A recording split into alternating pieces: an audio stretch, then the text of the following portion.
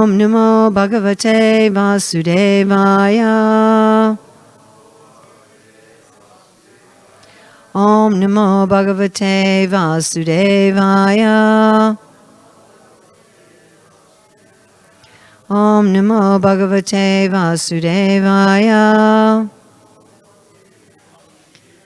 December 2nd, 2021, in New Dwarka, Los Angeles. Reading from Srimad Bhagavatam, Canto 3, Chapter 1, Questions Vidura, Text 16. Swayam Dhanur Dwari Nidhayamayam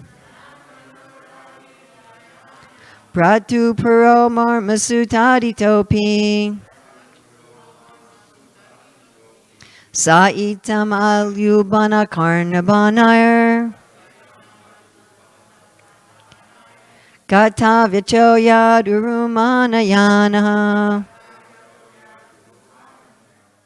Swayam, he himself, Dhanudwari, bow on the door, Nidhaya, keeping, Mayam, the external nature, Bratuhu, brothers, Puraha, from the palace, Marmasu, in the core of the heart, Taditata, being afflicted, Api, in spite of, Saha, he Vidura, Itam, like this, Ati Ulbana, severely, Karna, ear, Banai, by the arrows, Gatavyataha, without being sorry, Ayat, excited, Uru, great, Manayanaha, so thinking. So we ended 8:30 with questions. Is that the idea is that the class plus questions is over at 8:30? Is that correct? The class plus questions should be over at 8:30? Is that? Okay. Translation by Srila Prabhupada. Now, this is a very significant verse because it's holding two apparently opposite things together. And it's a very important verse because all of us are in situations more or less like the situation that Vidura is in at this particular point. All of us come to these situations in our life. Thus being pierced by arrows through his ears. Were those literal arrows? Were those physical arrows? Words. Thus being pierced by arrows through his ears and afflicted to the core of the heart. So the words went where? Into his ears and to his heart. Vidura placed his bow on the door. How many of you thought of Vidura as walking around with bows and arrows? Vidura placed his bow on the door and quit his brother's palace. He was not sorry, for he considered the acts of the external energy to be supreme. So what are our two apparently opposite things happening here? External and internal energy. Yes. What's another apparently paradoxical thing happening here? He wasn't sorry, yet he was. At the same time that he wasn't sorry, he was also, how afflicted was he? Just moderately, like, oh, it wasn't very good. Extremely. It went all the way to his heart. And it felt like an arrow. That's pretty severe, right? I mean, I don't know. In this life, I never had an arrow in my heart. But I would assume that it's extremely painful. So he has a figurative arrow in his heart, and yet he's not sorry. And the arrow that's in his heart is greatly afflicting him, and yet he's not sorry. Interesting, isn't it?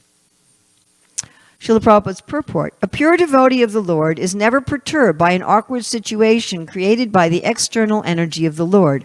In Bhagavad Gita 3.27, it is stated, Prakrite kriyamanani gunai karmani sarvashaha ahankara vimudhatma kartaha miti manyate. A conditioned soul is absorbed in material existence under the influence of different modes of external energy, absorbed in false ego.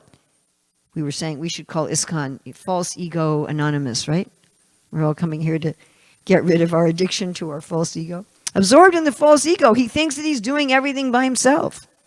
The external energy of the Lord, the material nature, is fully under the control of the Supreme Lord, and the conditioned soul is fully under the grip of the external energy. Therefore, the conditioned soul is fully under the control of the law of the Lord. But due to illusion only, he thinks himself independent in his activities. Duryodhana was acting under such influence of the external nature, by which he would be vanquished at the ultimate end. He could not accept the sound advice of Vidura, but on the contrary, he insulted that great soul, who was the well-wisher of his whole family. Have you ever been insulted when you were giving well-wishing advice to somebody you cared about? Vidura could understand this because he was a pure devotee of the Lord. In spite of being very strongly insulted by Duryodhana's words, Vidura could see that Duryodhana, under the influence of Maya, the external energy, was making progress on the path towards his own ruination. Right? Do you remember what Duryodhana said to him in the previous verse?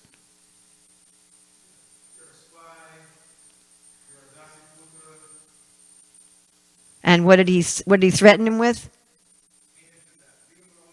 Beat him with only his breath. Toss him out of the palace immediately and leave him with only his breath. So he was threatened like this. Beat him until he's barely alive. That's pretty heavy, insulting words. Right? So Vidura, therefore considered the acts of the external energy to be supreme, yet he also saw how the internal energy of the Lord helped him in that particular situation. So he's seeing Duryodhana's being influenced by the external energy. And he's saying, but there's also Krishna's internal energy working here. A devotee is always in a renounced temperament because the worldly attractions can never satisfy him. So if a devotee is even in a very opulent royal situation, the temperament of a devotee is always renounced. Vidura was never attracted by the royal palace of his brother. He was always ready to leave the place and devote himself completely to the transcendental loving service of the Lord. Now he got the opportunity by the grace of Duryodhana. Interesting. And instead of being sorry at the strong words of insult, he thanked him from within because it gave him the chance to live alone in a holy place and fully engage in the devotional service of the Lord. The word gata vyata, without being sorry, is significant here because Vidura was relieved from the tribulations which trouble every man entangled in material activities. He therefore thought that there was no need to defend his brother with his bow because his brother was meant for ruination. So that's what he normally did, obviously. Thus he left the palace before Duryodhana could act. Maya, the supreme energy of the Lord, acted here both internally and externally. Swayam danar dari nidhayamayam bratu puro marmasu taditopi sa itam atyul bana karnabanayar gata vyato yad uru manayanaha. Thus being pierced by, and let's really think about this. Can we each think of some time when we were pierced by arrows of harsh words through our ears and afflicted to the core of our heart? Who here has ever had that situation happen at least once in your life? Vidura placed his bow on the door and quit his brother's palace. He was not sorry, for he considered the acts of the external energy to be supreme. So everybody would like to be equipoised in painful situations. Everybody, even materialistic people, would like to be able to remain unaffected. Because generally when we become affected, we lose our intelligence. And especially with harsh words, isn't it? And especially harsh words from family or friends. You know, harsh words from some random person on the street isn't going to affect us so much. But harsh words from family, even family that you know is not so nice, isn't it? I mean, Vidura knew that Duryodhana wasn't such a nice person, he might have just said, well, typical for Duryodhana, what do you expect from Duryodhana, and brushed it off.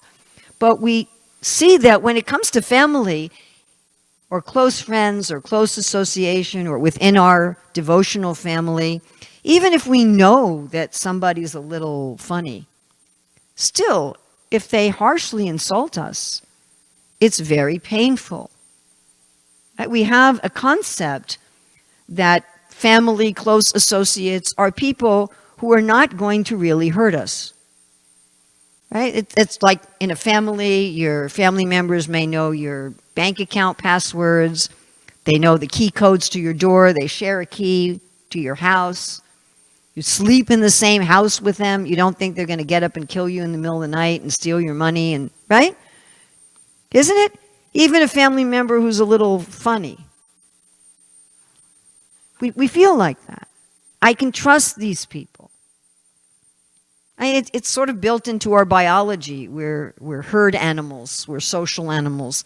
It's very hard for us to live without other humans. It's not like we can all just be Robinson Crusoe.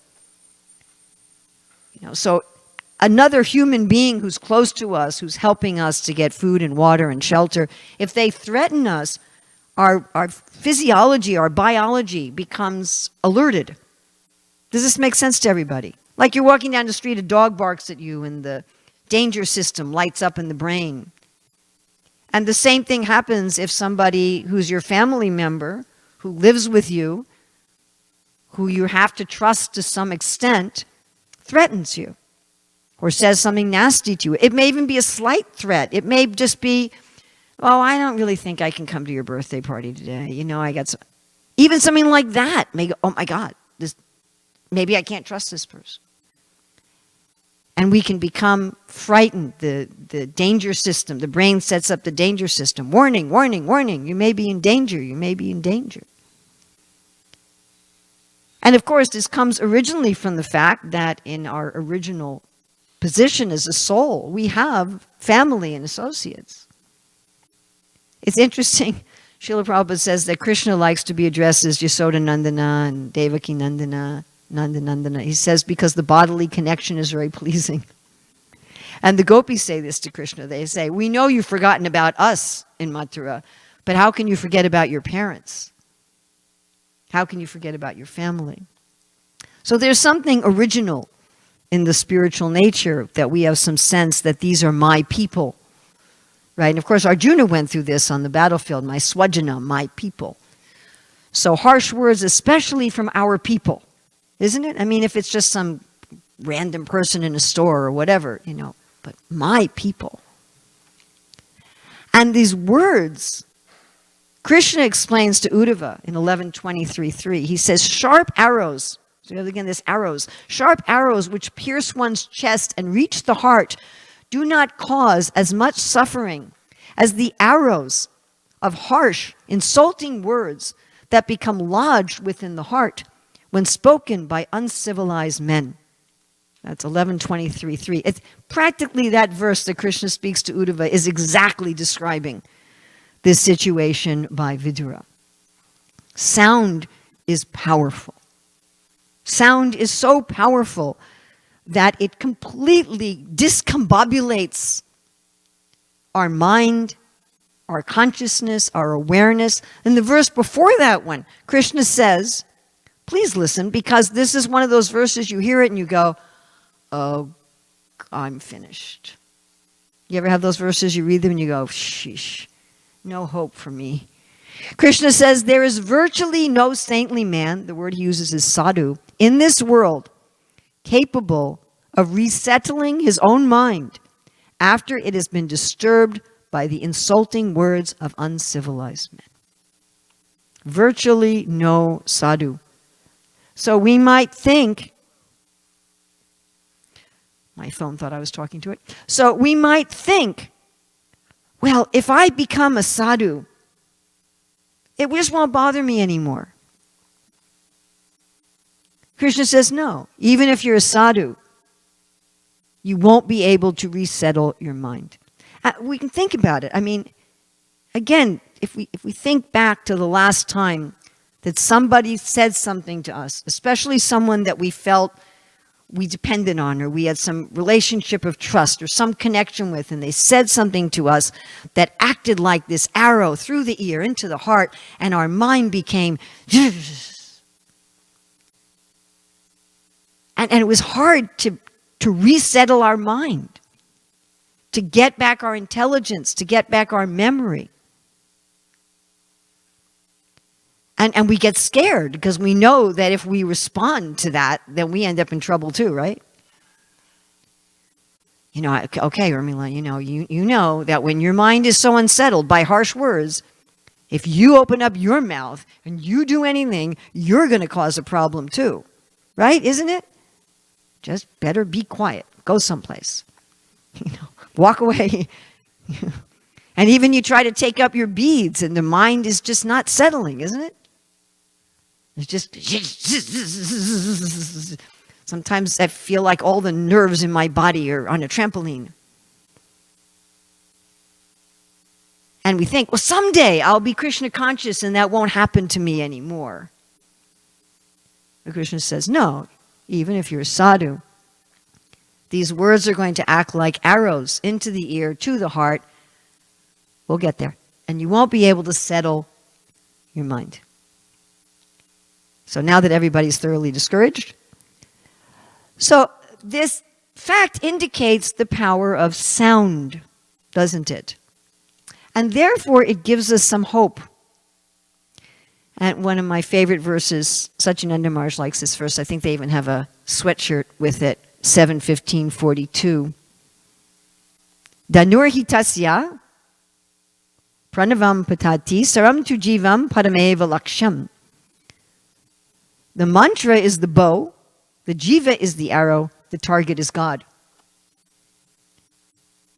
That if we, using the mantra, shoot ourselves as an arrow toward the Supreme, then we attain the perfection of life. So how is it that Vidura experienced this? And he genuinely experienced it. This isn't just, oh, whatever, it's Duryodhana, oh well. He genuinely experienced this unsettling. And yet he was not sorry. And yet he had the intelligence to know what to do and to see Krishna behind it and not to get swallowed by that same external energy. He was able to see what's afflicting me is the external energy. Let me take shelter of the internal energy. So how did he do this? I was thinking about the fact that Sri Chaitanya Mahaprabhu is God who takes the role of a devotee and shows us how to act as a devotee. And it's explained by Krishnadas Kaviraj that Mahaprabhu has 3 general states of consciousness. Does anyone know what they are?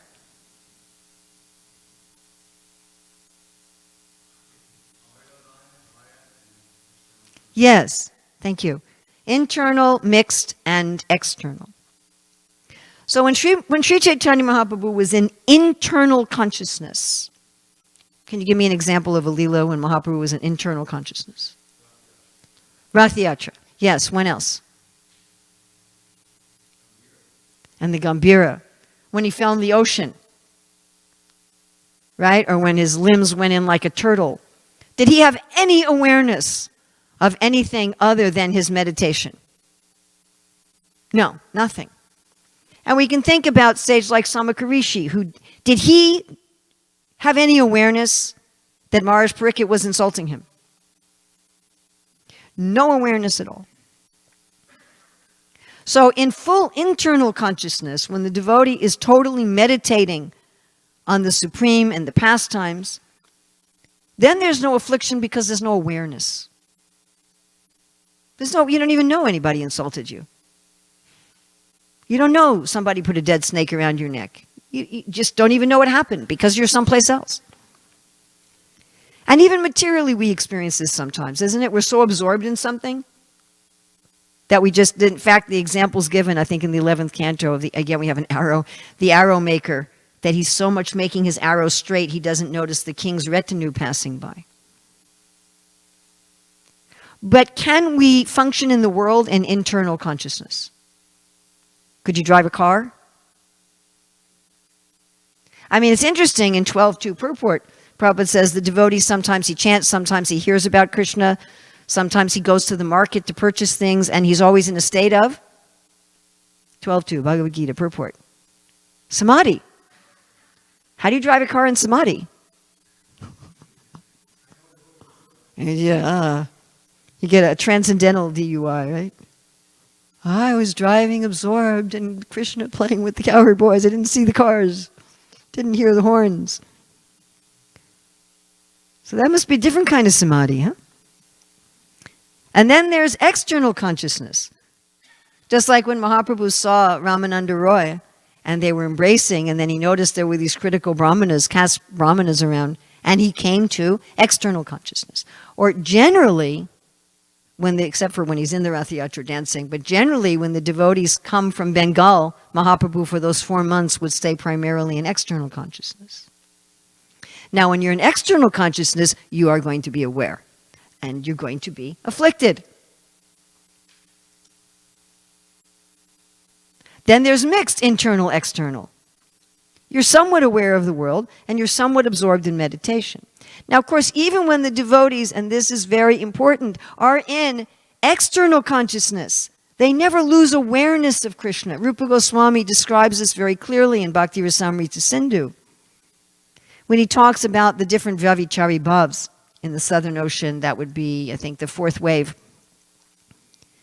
And he talks about the different Sattvika bhavs, which is the 2nd wave, where pure devotees, and he gives examples even of Mother Yasoda, of Srimati Radharani, they may experience emotions which initially are not connected with Krishna, but then they connect them with Krishna. An example given of Mother Yasoda is she had a dream that Putana was inside her house at night, and she felt fear. That wasn't related to Krishna. It was just related to Putana's in my house at night. That would be pretty scary, right? You wake up at night, Putana's in your house. But then she immediately thought, what about Krishna? She immediately took it to Krishna. So even when the devotees are in external consciousness, everything goes to Krishna, which is what Vidura does here. He feels he's aware of the affliction in his heart, like sharp arrows. But then he takes it to Krishna. He brings his consciousness, because it's always there, even in external consciousness, what to speak in mixed external, internal. That basis of consciousness of Krishna and love of Krishna and trust in Krishna never goes away. For the materialist, it's not even there. And so the materialist, like Duryodhana, is just carried along on the waves of their different emotions and desires. They're always unsettled, isn't it? Materialistic people are always unsettled. They're never peaceful.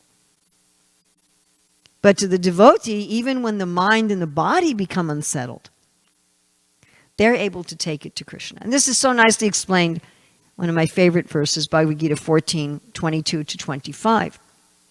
One who does not hate illumination, attachment, and delusion when they appear, nor long for them when they disappear, knowing that the modes alone are active. Doesn't that sound like what Vidura is doing? Remaining neutral. And Prabhupada says in that purport, as long as we're in this world, as long as we have a body, the external energy is going to be there. Sometimes our body and mind are going to be afflicted by tamagun. Sometimes our body and mind are going to be afflicted by rajagun. Sometimes they're going to be afflicted by sattvagun, which is also an affliction, by the way. Sometimes when I quote that verse, one who does not hate illumination, attachment, and delusion when they appear, nor long for them when they disappear, and someone says, why wouldn't you long for illumination? But sattvagun is also false ego. So the devotee sees, where's Krishna here? Where's Krishna here? And I'm sure we also have experience that when a person's really afflicted, philosophy doesn't penetrate. Have you all had that experience? Someone's really, really afflicted, and you try to speak philosophy to them, and they just become angry or frustrated. And we may have had that experience with ourselves too. If we're in this state of full affliction, that arrows are in our heart, and somebody comes and speaks for, well, it's Krishna's mercy.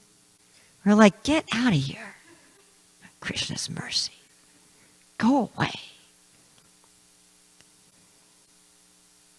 But there is something that can give us solace even when we're not capable of processing philosophy. Because although everybody wants to be equipoised in difficulty, everybody, even materialistic people, would like to be equipoised in difficulty, we also all want to experience strong emotions. Otherwise, we're not alive. That's why people go to the movies, it's why they go to sporting events, it's why they go to political rallies, it's why they argue about vaccines on the internet forever. Because people want to experience strong emotions. It says in the preface of Nectar Devotion that everything everyone does is motivated by rasa. And even negative, so-called negative emotions are also rasa. There's a whole section in the fifth wave of the Southern Ocean where Rupa Goswami explains how the transcendental fear and disgust are also ecstasy. We don't want to be just like the Buddhists and the impersonalists. I am not affected by attachment and aversion. I am equipoised in happiness, distress, fame and infamy, honor, dishonor, heat and cold, pleasure and pain, friends, enemies, neutral. We don't want to stop there, that I'm just neutral. We want to feel the Vyavichari bhavs. We want to feel the secondary sthai bhavs. We want to feel intense spiritual emotion. We don't want to just go to some detached philosophical place. Well, this is Krishna's arrangement. I don't have to fight with my bow and arrow anymore. Let me put it by the door and take Vanaprastha. Good opportunity. I've been looking for it for a long time. You know, that's what Prabhupada talks about in the purport, but that's not the only thing. One becomes absorbed in spiritual emotion. Vidura is turning to spiritual emotion. He loves Krishna.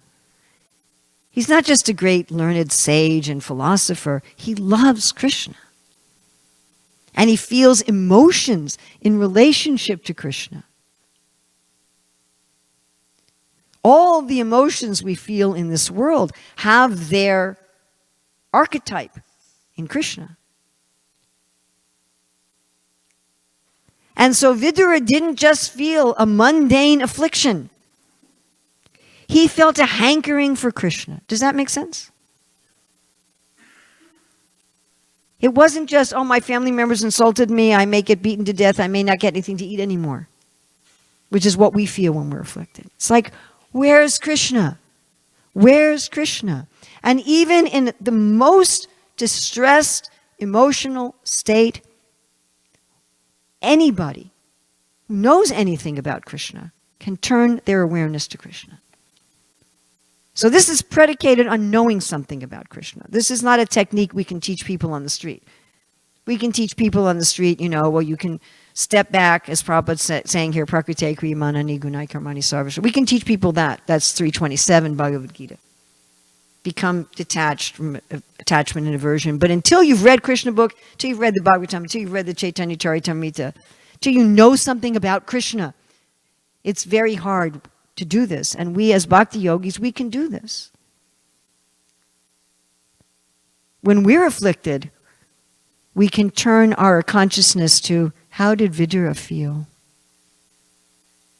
We can start going deep into his emotions. My Lord, where are you? How horrible that this demoniac person is offending your servant. How horrible this demoniac person is turning against you. His affliction becomes for Krishna. And when we go deep into those emotions, the material emotions dissipate like fog in the sun. We don't even notice that they've gone away as we become so absorbed in the spiritual emotions, of which these material emotions are a reflection. So any time that this happens to us, and it will happen to us over and over again in this world, that is absolutely guaranteed. I make you a guarantee that we will have this unsettling of emotions even if we are sadhus. Krishna says it, and I'm just going to accept that he's telling the truth. I'm going to make it simple. God says it must be true. As long as I'm in this world, my body and mind will be unsettled by emotions, unless I can be in some deep internal consciousness where I don't even notice what's going on. But I can always turn it to the spiritual emotions, even if I'm too unsettled to turn it to spiritual philosophy. I can always go to the spiritual emotions. I'm grieving for the loss of someone dear to me. I can meditate, how did Arjuna feel about the death of Abhimanyu? I'm grieving that I'm separated from somebody. How did the residents of Vrindavan feel when Krishna was in Mathura? The other day, somebody was supposed to do something and they made a bunch of excuses and I was really annoyed. And I thought, this is how the residents of Vrindavan, how do they feel when Krishna says, I can't come back from Mathura, I have more demons to kill? And how they felt. And as I meditated more and more and more on the emotions of the residents of Vrindavan, I forgot all my annoyance on the material level with this other jiva. And in that way, one is never sorry. Because anything in this world, anyone, any time, any place, any circumstance, any stimulus in this world can bring us to Krishna. Even if we have a moment where we're not there, then the next moment, there we are with Krishna. And then we see, as Prabhupada writes in the purport to Gita 15:15, God is all good, God is all merciful. One devotee wrote me some months ago. She had been in excellent health, no problem, and then something happened, and she was in great difficulty and had to go to the hospital, and all these problems and complications. And she said, I did everything right. Why did this happen? I said, I don't know the specific reason why this happened. I said, someday you'll know. Someday Krishna will reveal specifically why this happened. I said, but the general reason why it happened, we always know, and that is love. And so the devotee goes to there. Bhoktaram Yagatapasam Sarvalok Maheshwaram Suridam Sarvabhutanam. It is my best friend who's the controller. Yatvam Shanting Richiti, and therefore one can actually attain peace. So I'm sorry I did go all the way to 8:30. And this young man had a couple questions. At least he raised his hand a couple times. Do you still have a question? Yes? Thank you for the wonderful class, but before you get into discussion or questions, we have some bittersweet news. Oh. Hare Krishna. Hare Krishna.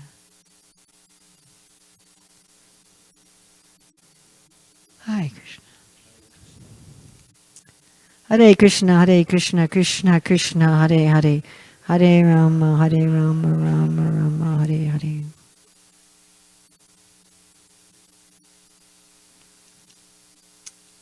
Think about the song by Narottama Das Thakur, Yayani Lo Premandanam. Yes, Prabhu. Well, first for this young man here, because he had his hand up during the class. Can we get this gentleman here, Mike?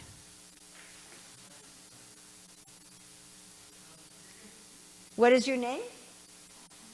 What's your name? Abaya. Abaya. Okay, we're going to remember the at the end. Just say your question, I'll repeat it into the mic. Yes.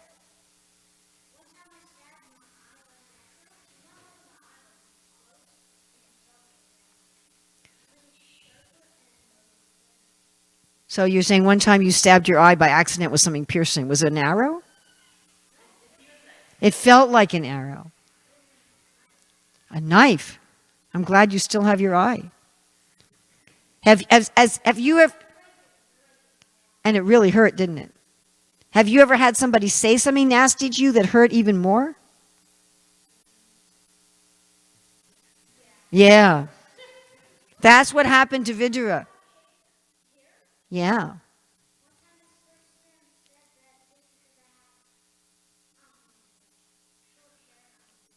There you go. And it hurt, right? Yeah, so that's what Vidura. I mean, imagine if someone said, I'm going to kill you. And it was his family member. His family member said, I'm going to practically kill you. How much that would hurt. Yes. Thank you so much. Yes, Prabhu. Mixed energy, externally, internal, you just said in class, is scattering unit Yashoda, one point, people get about Krishna, and then one turn to Krishna. So is it this, even with them, is going on only in Gokul, here in Gokul Vrindavan, or otherwise it's not possible? Question. It's not possible in Well, it's not that they ever forget Krishna. But no, even in the spiritual world, I mean, it's explained, if you study the explanation of the Vyavitari Bhavs and the different, I don't remember the Sanskrit terms right now. I've only taught this once, I don't remember the Sanskrit terms, I'm sorry. But there's a type of Vyavitari Bhav, Prabhupada calls it moist, burnt, and dried up. It's what Prabhupada calls burnt, but it has a particular Sanskrit term, where the devotee's initial emotion is not connected to Krishna, but it immediately connects with Krishna. But they never lose their consciousness of Krishna and their love for Krishna.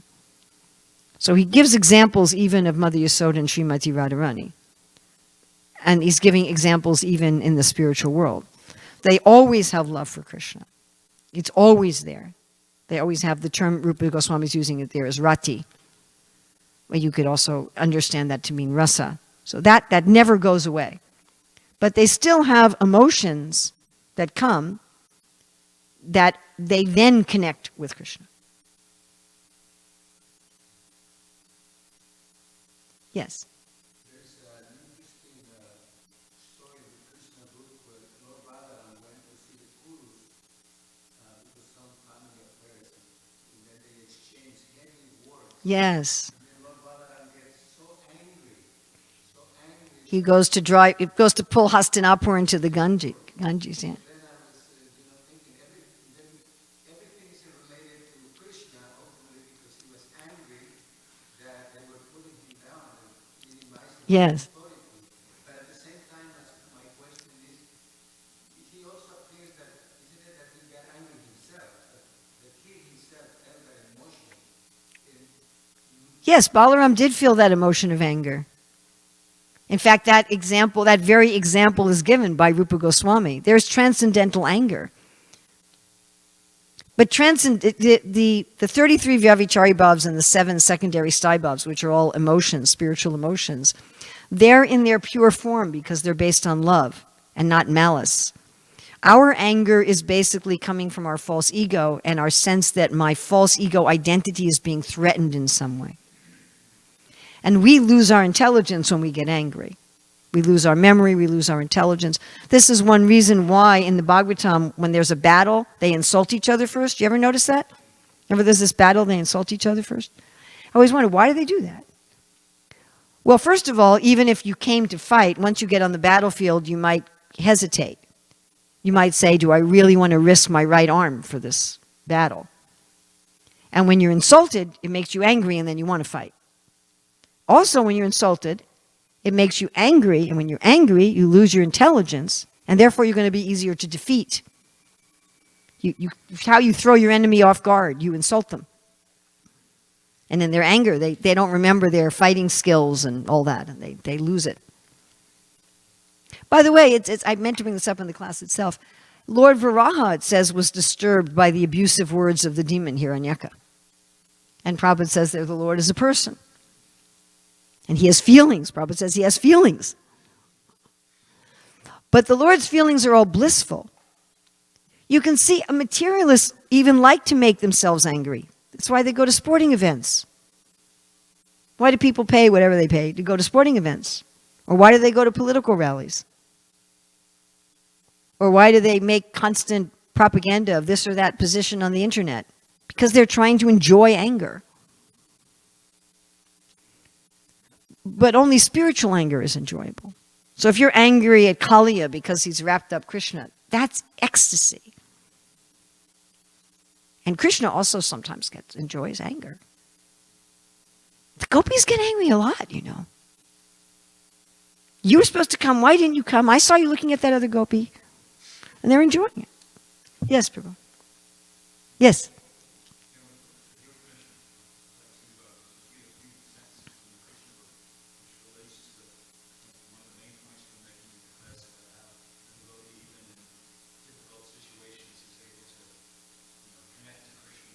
Excellent. Please, can you read it from Krishna book?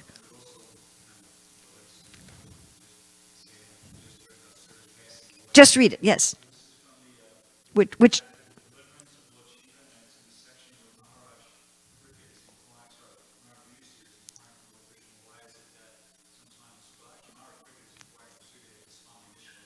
why are the devotees of Lord Vishnu poor and the devotees of Lord Shiva? So this is the one that when Krishna loves you, he takes everything away? That's what you were going to read?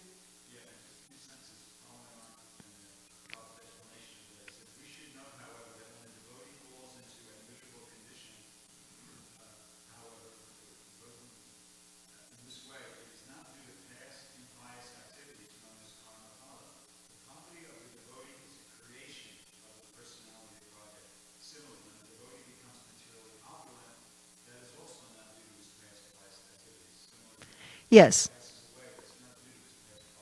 Or impious activities. Yes.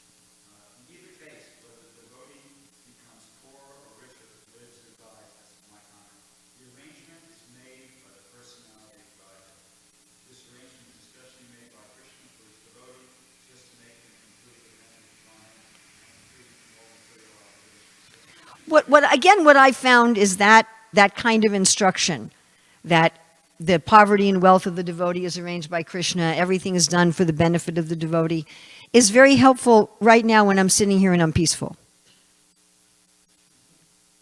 And it's very helpful if I'm taking an air of superiority and preaching to someone else who's afflicted. You know, I'm like, hey, look, this is all Krishna, and they're like, well, get up, you know, what's your problem? Get over it. It's not particularly helpful when I'm afflicted. That's what not in that moment. In that moment, again, Krishna says this, there is virtually no sadhu in this world capable of resettling his own mind, after it has been disturbed by the insulting words of uncivilized men. So how do we resettle our mind? With philosophy, and it doesn't work. But it works with pure bhakti. So when you go to that kind, this is my experience, not only from my own life, but with counseling and helping, you know, thousands of people over so many years.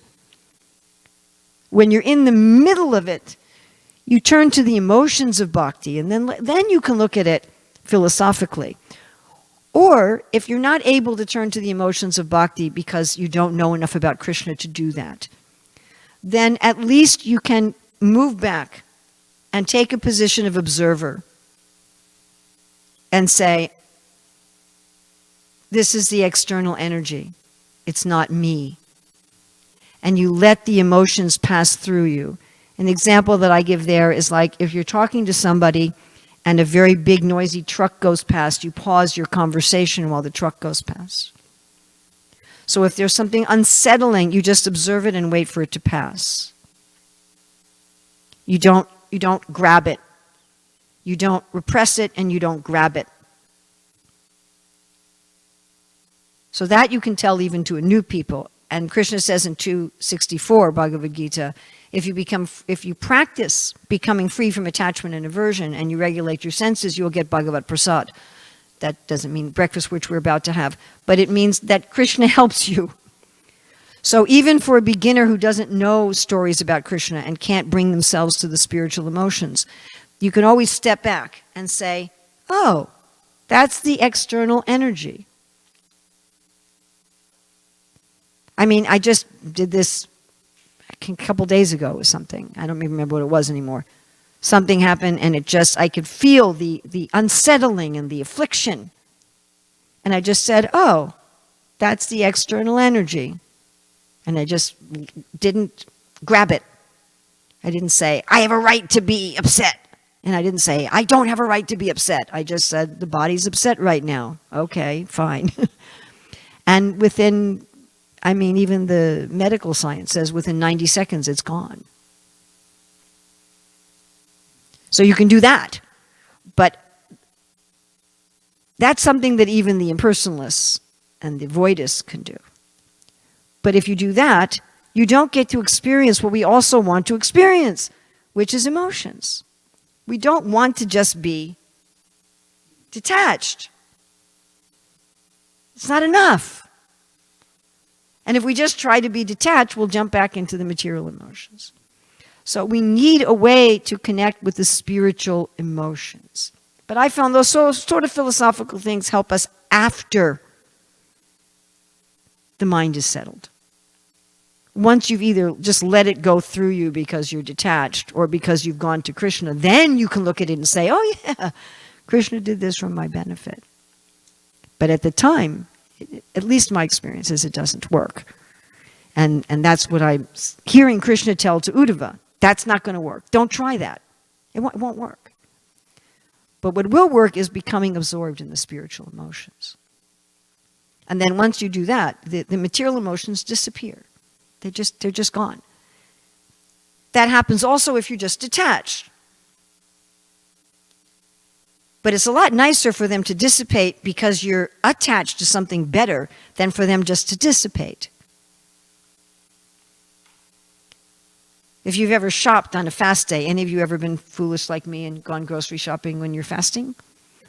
So I remember once grocery shopping when I was fasting, and the cakes in the bakery, which normally have no appeal to me, on that day, I looked at them and I said,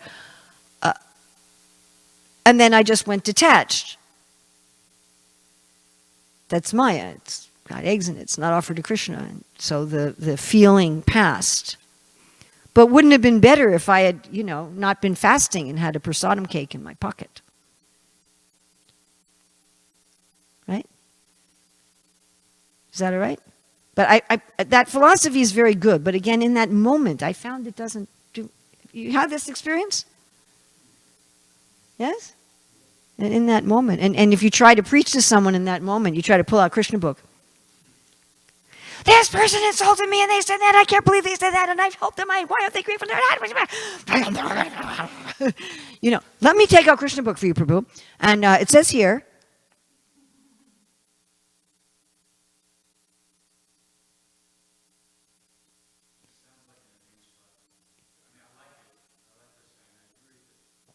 well, the beginning platform is just step back. So as a beginner, because that's in second chapter of Bhagavad Gita. And I always say to people, Bhagavad Gita is the beginner book, right? Everybody agrees? Yes? Yes? Okay. You think chapter 2 of Bhagavad Gita must be pretty beginner, right? This is not in the Rasa Lila chapters. It's in chapter 2 of the Bhagavad Gita. Become detached from, let go of attachment and aversion, 264, right after the fall down sequence. Let go of attachment and aversion, regulate your senses, you'll get Bhagavad Prasadam.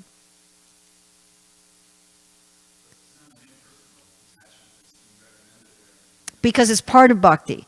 But it may be for the beginner who they don't yet even have Krishna hasn't yet talked really so much about the spiritual emotions yet in the Bhagavad Gita at this point, or talking about the rivers going into the ocean 270. This is beginner stuff. And anyone can do it. Materialists can do this, by the way. Atheists can do this. So certainly we can do this. This thing of, I'm not advanced enough. I don't buy it. And I'll tell you an example of this. I was in Mayapur Dham a few years ago, and a devotee was very, very upset at something another devotee had done or said.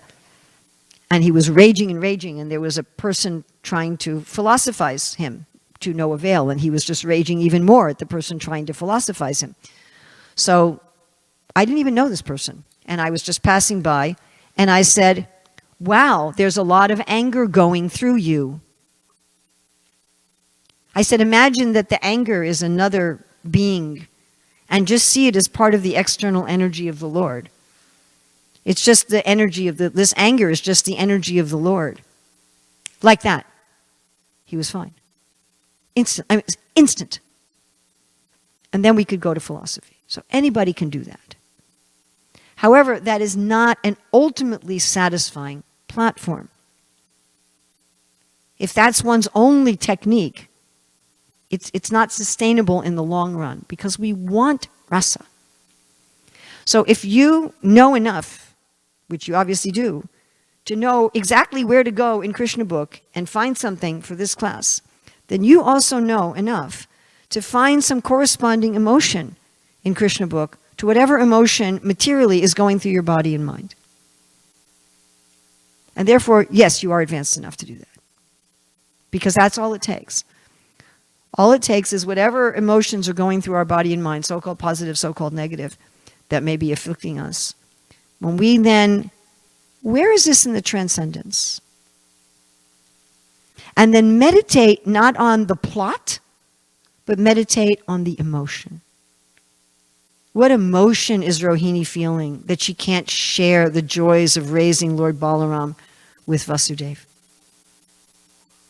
What emotion is Vasudeva feeling that he has to kind of secretly hear about his children in Vrindavan? He can't watch them grow up. He can't participate in them. What emotion is Devaki feeling when she's carrying child after child she knows that Kamsa is going to kill? What emotions are the residents of Vrindavan feeling? And Prabhupada says if we can access that even to a minute degree, we are successful.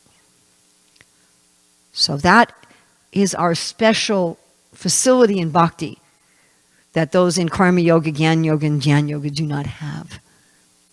And I need to end now because now we want to get the other kind of Bhagavat Prasad. Thank you very much. Srila Prabhupada ki jai. Srimad Bhagavatam ki jai. Vidura's example ki jai.